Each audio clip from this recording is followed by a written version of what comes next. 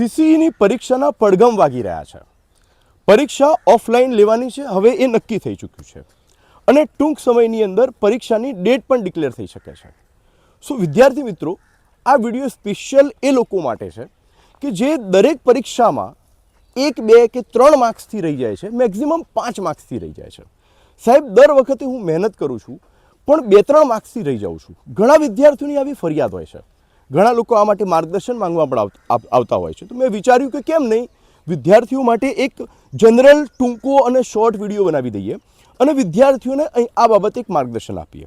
વિદ્યાર્થી મિત્રો, તમે 1 થી 5 માર્ક્સથી રહી જાઓ છો એટલે પહેલાં તો મગજમાંથી એક વસ્તુ કાઢી નાખો કે તમે નિષ્ફળ છો, કે તમારી તૈયારી ઓછી છે. ના, બિલકુલ નહીં. તમે નિષ્ફળ નથી, સફળ જ છો. અને આજે એવું પણ નથી કે તમારી તૈયારી કે યાદશક્તિ ઓછી છે. આ જે 1 થી 5 માર્ક્સ ઓછા આવ્યા છે એનું કારણ શું છે? તો એના માટે હું તમને 2 જ વસ્તુ જેને કહેવાય કે માર્ગદર્શન સ્વરૂપે આપીશ. પહેલી વસ્તુ કે આ 2 થી 5 માર્ક્સ કે 1 માર્ક્સ તમારો ઓછો આવ્યો, કેમ આવ્યો, ક્યાં કપાયો, એવો કયો પ્રશ્ન હતો કે જે તમને આવડ્યો છે અથવા બિલકુલ નથી આવડ્યો, જેના કારણે આ 2 થી 5 માર્ક્સનું નુકસાન થયું છે. સો પહેલાં તો એ મિસ્ટેકને એનાલિસિસ કરો. એ જે પેપરો તમે આપ્યા છે ને જેમાં તમે રહી ગયા છો એનું એકવાર બેસીને 1 થી 2 દિવસ બગાડીને એનાલિસિસ કરો. ક્યાં માર્ક્સ કપાયો છે, કયો પ્રશ્ન આવડતો તો નથી આવડ્યો.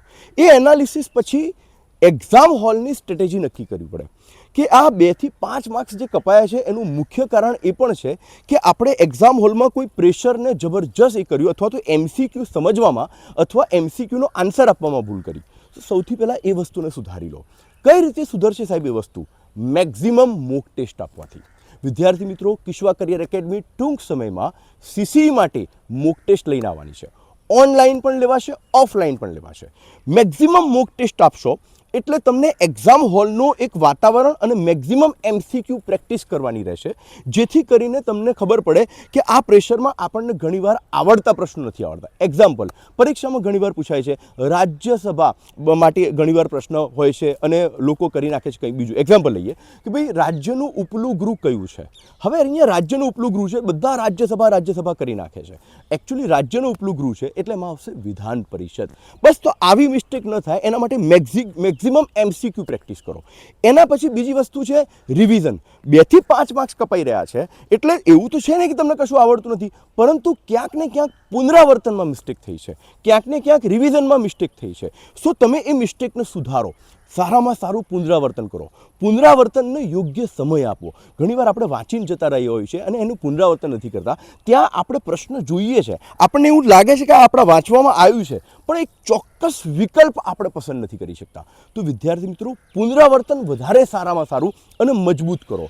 પુનરાવર્તન માટે તમે કિશ્વા કરિયર એકેડમી CCE માટે સ્પેશિયલ લેક્ચર સિરીઝ પણ લાવવાની છે અને YouTube પર લેક્ચર પણ મૂકવાની છે. તમે એ લેક્ચર્સનો ઉપયોગ પુનરાવર્તન માટે કરી શકો છો YouTubeમાં બિલકુલ ફ્રી. આ ઉપરાંત કિશ્વા કરિયર એકેડમીની ટેલિગ્રામ ચેનલની અંદર MCQ પ્રેક્ટિસ માટે અમે ઓલરેડી MCQ આપી રહ્યા છે. તમે ટેલિગ્રામ ચેનલને પણ જોઈન કરી શકો છો. ઉપરાંત આવી માહિતીસભર વિડીયો અને આવી જ્ઞાનસભર માહિતી મેળવવા માટે તમે કિશ્વા કરિયર એકેડમીની ઇન્સ્ટાગ્રામ ચેનલને પણ ફોલો કરી શકો છો.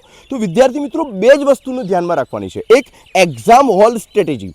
એક્ઝામ હોલમાં આપણી એવી ભૂલ ન થવી જોઈએ આવડતો પ્રશ્ન ના આવડે. અને સેકન્ડ, પુનરાવર્તનને વધારે સારું અને વધુ મજબૂત બનાવવું. અને આના માટે maximum MCQ practice, mock test અને પુનરાવર્તન એક પ્લાનિંગથી થવું જોઈએ, જેની અંદર બધું જ કવર થઈ જાય ઓછા સમયની અંદર. તો આપણે આ જ રીતે જોડાયેલા રહીશું અને તમને CCEમાં વધારે સારામાં સારું માર્ગદર્શન આપતા રહીશું. હવે આ ભૂલ ના થવી જોઈએ. આ વખતે આપણે CCE પાસ કરવાની છે, ગમે તે થાય. તો મળીએ હવે નેક્સ્ટ વિડીયોમાં.